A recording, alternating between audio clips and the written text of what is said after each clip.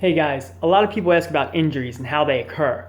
A lot of people live with kind of a misbelief about injuries, and it's always, I did X and injury occurred. That's usually not how it happens at all.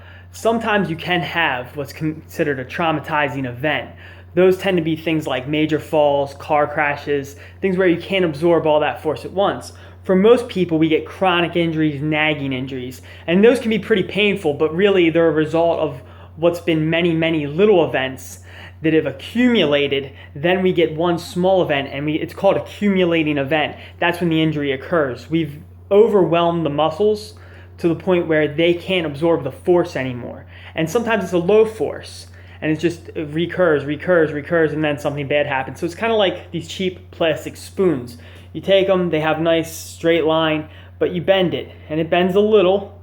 You bend it some more, you'll get some curve, bend it some more, it starts to curve down, you bend it some more, and it's just tiny little bends.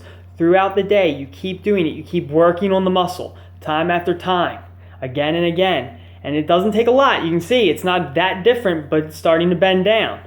Because every time I'm stressing it just a little bit in one spot. And that's the same as every time you sit at your computer for 8, 10, 12 hours at a time, not getting up, not stretching it back out. If you don't have good muscle activation. So we keep doing that time and time again. And it keeps bending, it keeps stressing right along that curve. And eventually it breaks. That's when I sat for 12 hours for every day of the week, the last 50 weeks, last 10 years. Then I go to pick up the couch and my back hurts. Well, why is that? Because I couldn't absorb that force anymore. I overcame it. So we have to be cognizant of what we do throughout the day. Basic things like, do I get enough sleep? Do I get restful sleep?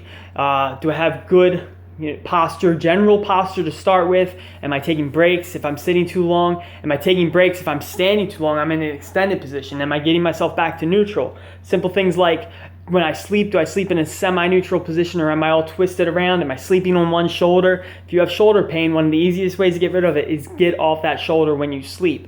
If you take those tiny little steps, you'll keep the constant stress on the muscles down. So when you do get those bigger events, you have a much better chance of having what you consider like a physiological buffer zone, or physical capital in the bank that you can draw from without overdrawing, overtaking that buffer zone and ending up injured.